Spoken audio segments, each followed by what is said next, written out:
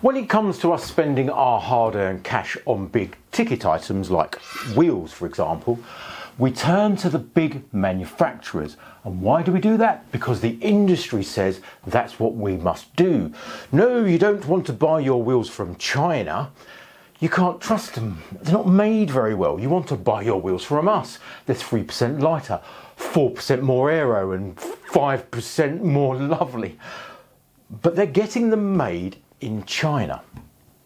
So how does that work? First of all, I must apologise for a lack of content recently. I've been on my holidays, which I feel I deserved, but now I'm fully charged and ready to go.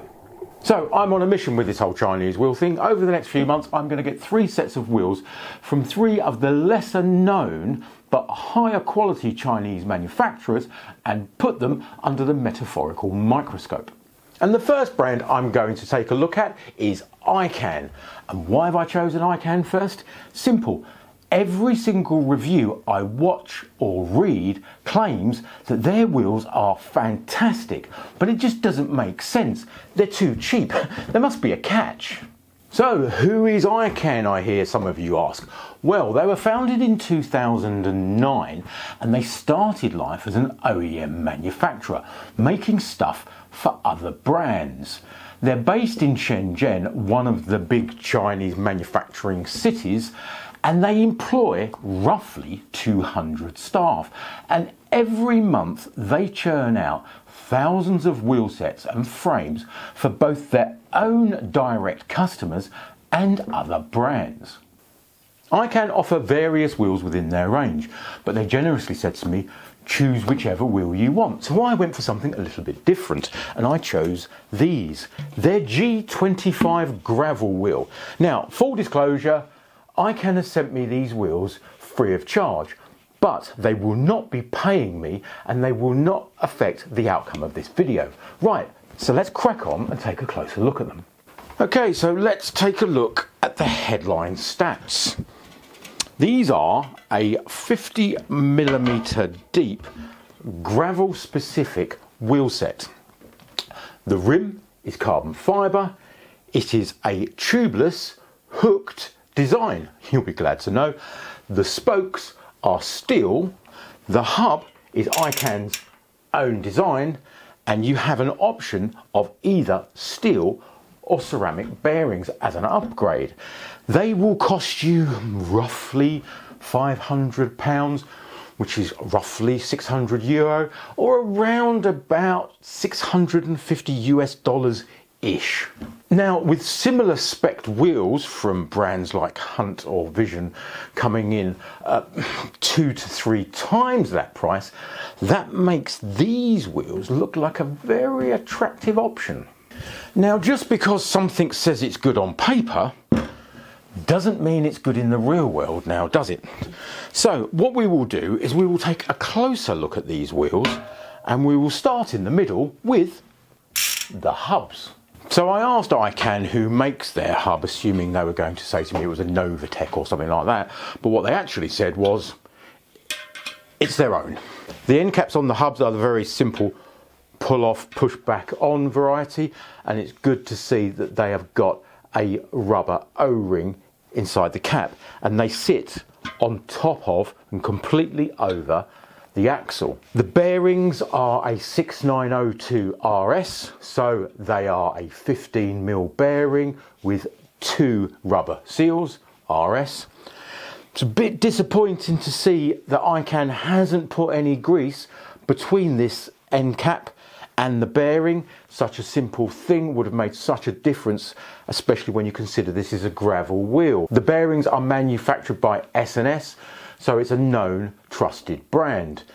Bearing options, by default the wheels come with steel bearings, but if you want at the point of purchase you can upgrade that to ceramic if that's your thing.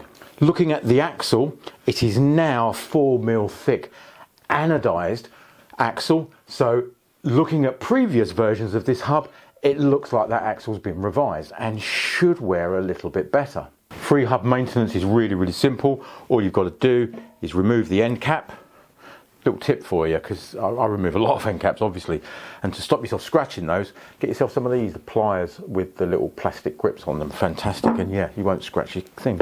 Right, okay, so yeah, maintenance on the free hub is really simple. Just remove the end cap and then your free hub will just lift away. The free hub is a 6-pull design with 72 engagement points on the wheel. It's nice to see that they've included a rubber seal on the outside edge of the free hub body. This should prevent any dirt and debris getting inside the free hub mechanism and help increase lifespan. Good to see on a gravel wheel set. It's interesting to see that on this particular free hub, there's no anti-bite guard on it, you know, where they put one strip of hardened metal on to stop the cassette biting into the free hub. Personally, I don't see the point in them. If you do your cassette up properly in the first place, it won't bite anyway, or it bite very little. And the other thing is with those anti-bite guard protector things, a lot of them are just glued on nowadays, and they, after a time, they just come off anyway. Now, one of the big concerns with wheel sets like this is spare parts. You can go on the ICAN website and you'll see that the D21 hub is used in quite a lot of the ICAN wheels, and in the accessories page you can easily purchase spare free hubs. And I've spoken to ICAN and I've asked them, because these end caps weren't on their website, but I've asked them if they can be purchased, and apparently you can contact them directly and you can purchase those.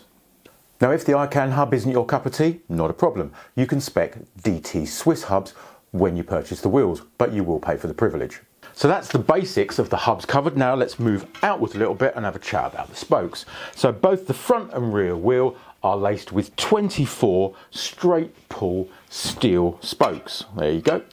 The spoke that they've used is the Sapim CX Ray. So it's a well-established brand with a well-used product. And the spokes themselves, as I say, they're a steel spoke and they are rough. They're a bladed spoke, so they are roughly 2.2 mil wide and 0.9 of a mil thick. Okay, so on to the exciting bit that everyone wants to know about, the actual rim itself. So this is a 50 mil deep carbon rim. It has a 25 mil internal and 31 mil external.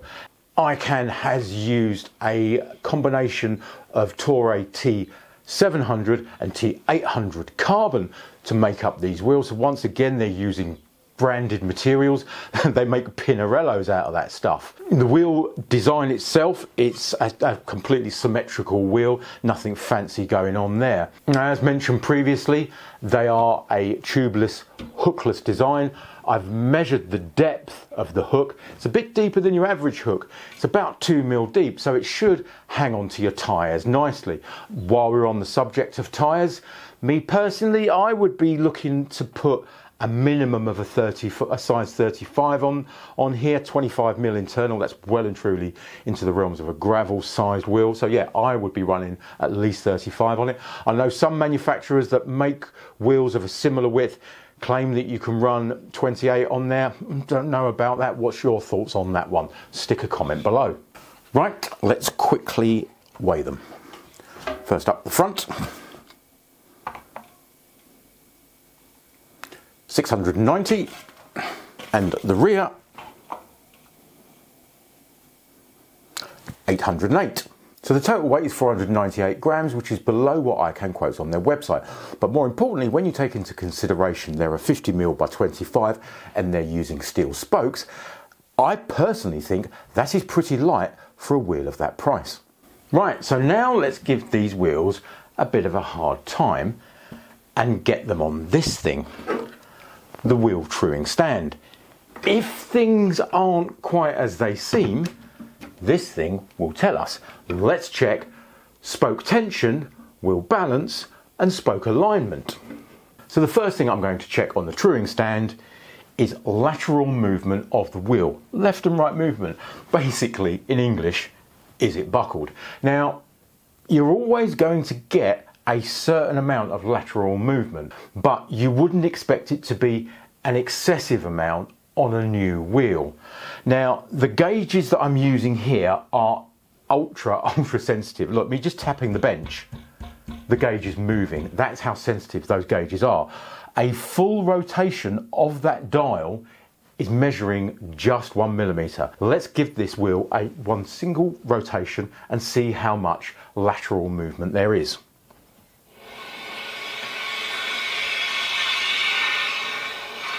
So there you go, lateral movement, left to right, we're looking at, give or take, roughly 0.2 of a millimetre. So let me put that into perspective. A sheet of 80-gram paper is 0.1 of a millimetre. So in the grand scheme of things, there is next to no lateral movement in these wheels. So the next thing we're going to measure is the up and down movement. We'll put another gauge against the bottom of the rim, and basically we're going to measure how round it is.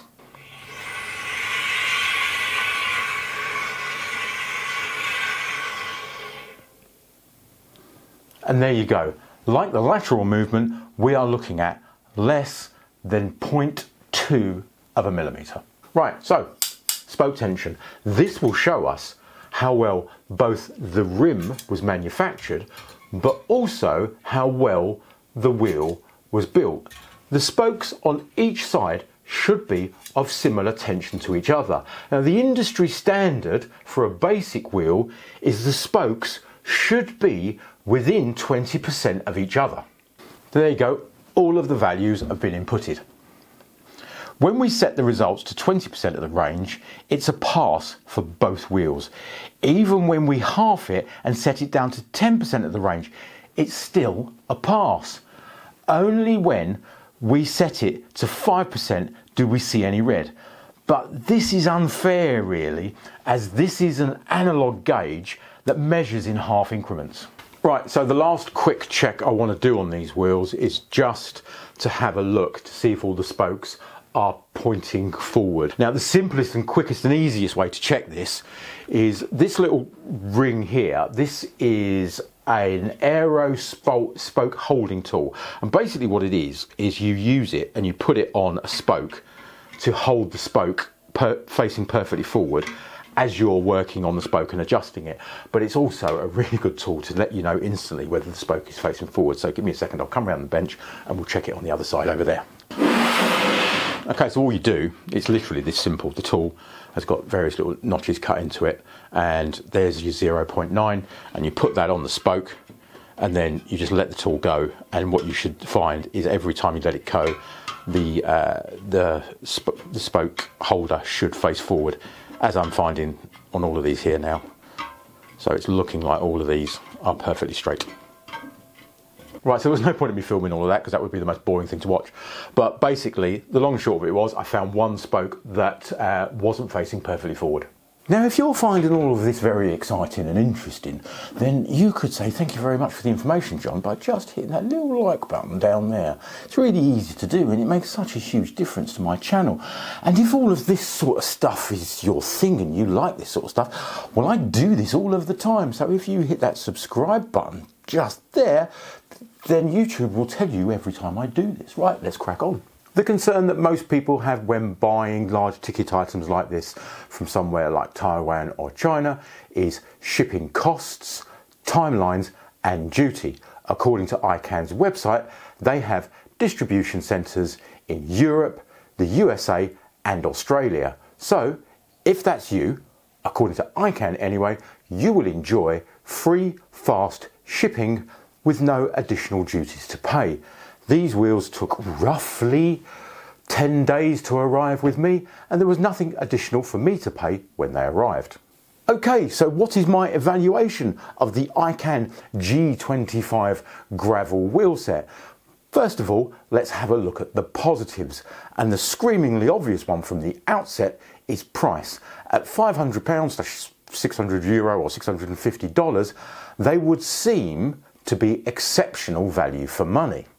Weight. Weighing it in at just under 1,500 grams, that is light for a wheel of this size, spec and price.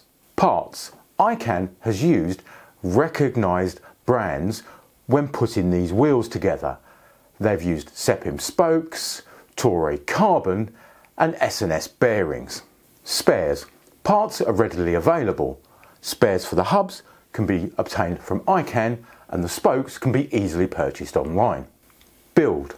Most importantly to me, the build quality that we are seeing here is what we would expect to see from a wheel twice the price. Okay, now let's have a look at those nasty negatives. And first up, rim tape. Although the rim tape has been supplied by ICAN, they've not fitted it, and some people will find that a tricky job to do. Video up there.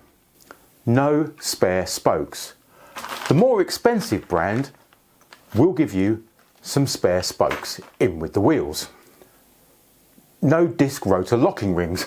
Once again, you will find those with the more expensive wheel sets. A lack of bearing grease and one slightly on the skew spoke. But look, other than the spoke and the bearing grease, all of those negatives are cost driven. And let's not forget, this is a budget set of wheels, so you pays your money, you takes your choice. So what any budding YouTuber would do at this point is tell you how fantastically, marvellously great these wheels are, give you a discount code that's exclusive to them, and send you on your way to go buy a pair. But wouldn't that be like standing outside a restaurant, reading the menu and then writing a review? But saying that, what I will say is from what I have seen so far, I am genuinely impressed by these wheels and really looking forward to getting them on the bike and giving them a try. So what I'm going to do is I'm going to get them and fit them to my Dolan GXA gravel bike, which is just over there, and give them a thorough abusing for the next month or so, and then I'll report back. So at this point, I would like to say thank you to ICAN for supplying these wheels for review. Now, if Chinese bike tech is your thing, then you should be watching that video next, where I give the all-new wireless wheel top group set a run for its money. Or, if wheels is your thing, then I recommend you watch that video down there, because you will probably like it. Thanks for watching.